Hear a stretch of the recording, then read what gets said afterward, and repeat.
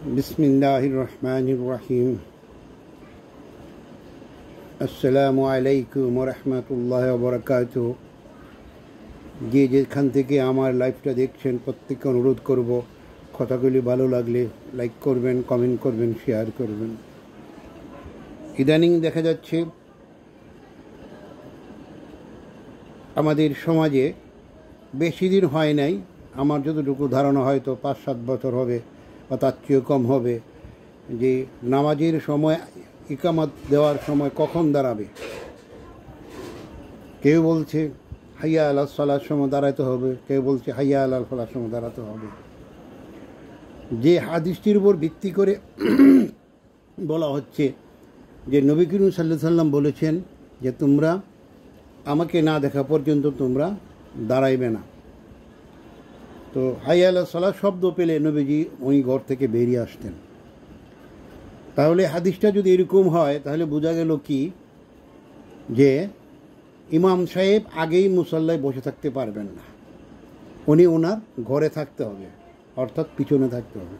কিন্তু আমাদের সমাজে যা হচ্ছে আর কি, দেখা গেল নবী করিম সাল্লাল্লাহু আলাইহি সাল্লামের সহিহ হাদিস দ্বারা প্রমাণিত তোমরা মসজিদে ঢুকে 2 রাকাত সালাত না পড়ে বসবে না, অথচ মুসল্লিরা সবাই গিয়ে বসে পড়লেন এবং ইমাম সহ মুসল্লায় বসে পড়লেন। তাহলে এটা কি বেদাতে রূপান্তরিত হলো না? তারপর দেখা গেল যখন মুয়াজ্জিন হাইয়া আলাস সালাহ বললেন, মুক্তাদিরা দাঁড়াইলেন। তো হাদিসের সাথে তো আপনাদের কাজের কোনো মিল হলো না।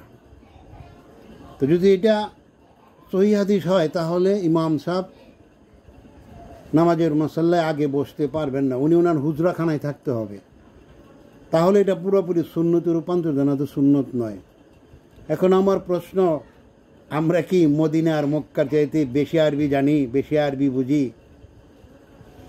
তারা তো নবীর দেশের মানুষ, তারা তো আমাদের চাইতে কয়েক হাজার বছর আগে জান্নাতে চলে যাবে।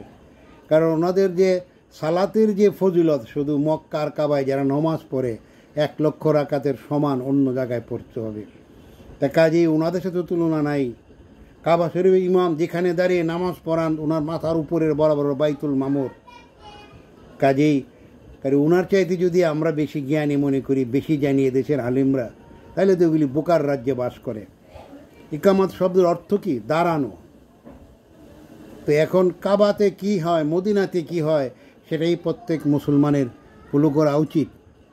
কিছু কিছু বেদাতি আলেমরা কিছু কিছু বেদাতি চালু করেছে মসজিদে, আজানের আগে ওনারা দুরুদ সালাম পড়ে, অথচ সহিহ হাদিস আসছে নবী করিম সাল্লাল্লাহু আলাইহি ওয়াসাল্লাম বলছেন তোমরা আজানের পরে আমার উপরে দুরুদ সালাম পড়বে এবং এই দোয়াটি তোমরা পড়বে, আজানের দোয়াটি।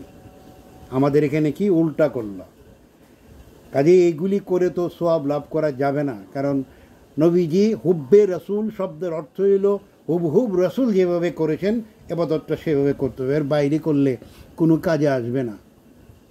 ইকামতের সময় যখন নবী করিম সাল্লাল্লাহু আলাইহি সাল্লামের নাম উচ্চারণ করা হয়, কেউ কেউ চোখে চুমু খান। এখন আমার প্রশ্ন, আল্লাহর নাম যখন বলা হলো আপনি কিছুই করলেন না, আল্লাহর বান্দা নবীর নাম বলার পর আপনি চোখে চুমা দিলেন। তো মক্কা মদিনাতে তো কোনো আলেম বা কোনো লোক এই কাজটা করে না। এটা একটা জাল দুই হাদিসের উপর ভিত্তি করে আমল করেন, এই আমলের কোনো ভিত্তি নাই। কাজেই আহলে সুন্নাতুল জামাত হতে হলে হুবহুব নবী যেইভাবে যে ইবাদত করার নির্দেশ প্রদান করেছেন সেইভাবে করলেই কবুল হবে না, অথবা কবুল হবে না। এই বলে আমি আমার বক্তব্যটি শেষ করলাম। আসসালামু আলাইকুম ওয়া রাহমাতুল্লাহি ওয়া বারাকাতুহু।